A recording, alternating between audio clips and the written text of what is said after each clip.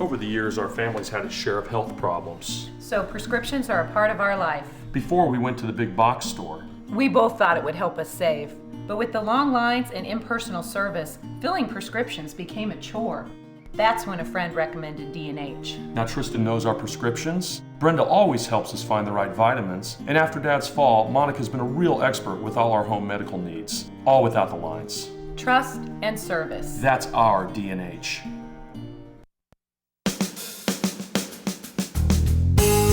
Good morning and welcome, radio friends. This is Thursday. It's August the 8th, and we've got one guest today. Lorenzo Lawson, Youth Empowerment Zone. And Lorenzo was on with us, I think, about 2 or 3 months ago, and I'm so glad you came back to talk to us again. You know, you can't pick up the newspaper, turn on the television that we don't hear about crime, shootings that are taking place, violence in the city of Columbia. I remember when I came to town 44 years ago, that was unheard of. Exactly. Things have changed, and it almost appears as if they're changing daily or weekly. Mm-hmm.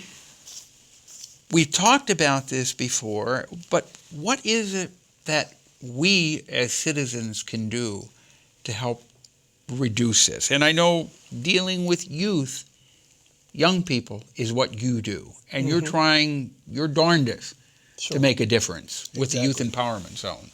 Exactly. Well, you know, as I always tell everyone, that this is a multiplex issue. So it's going to take more than just one solution. If I had the solution, I probably would be rich.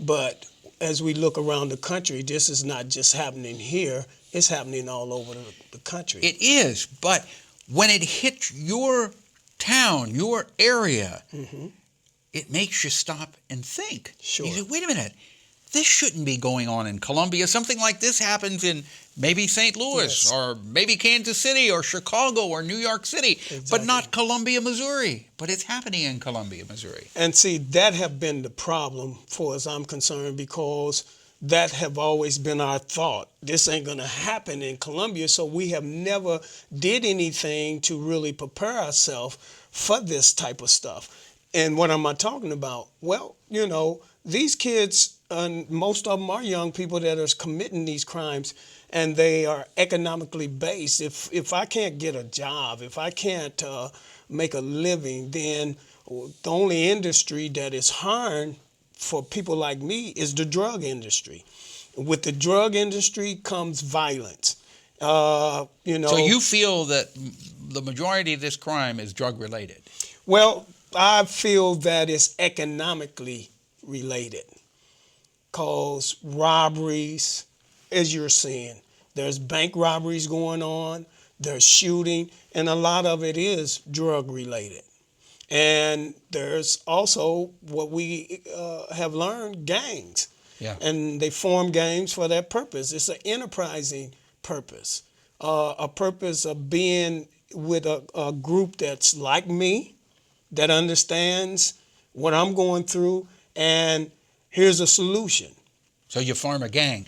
But just imagine what good could be done if you could get to these young people before they make this commitment to the gang and say, wait a minute, there is a better way. There is hope out there if you will just apply yourself. And that's what you're trying to do with the Youth Empowerment Zone. Exactly.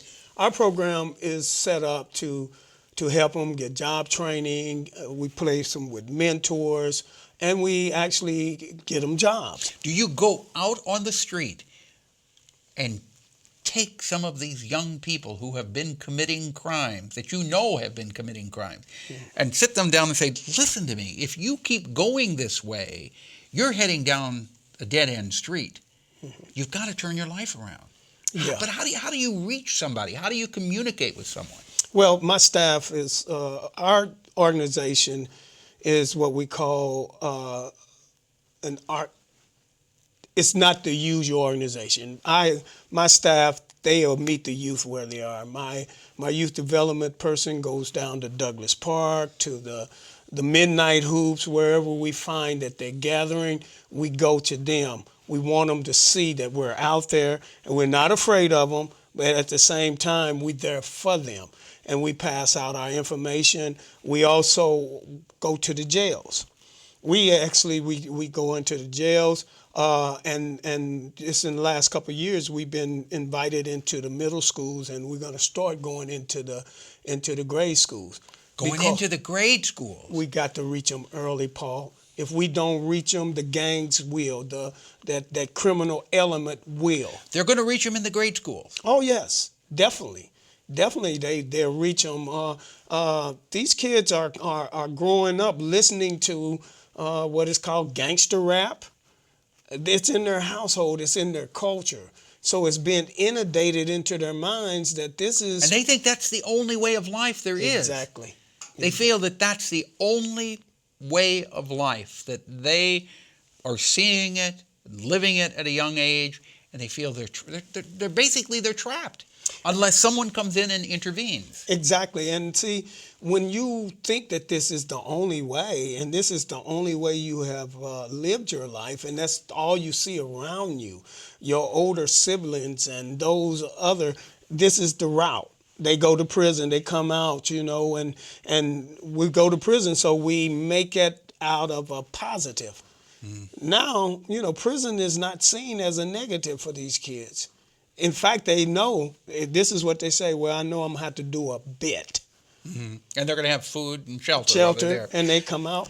If somebody wants to join your organization or help out, and it's a tough job. Exactly. It's a tough job, and not, what do they do?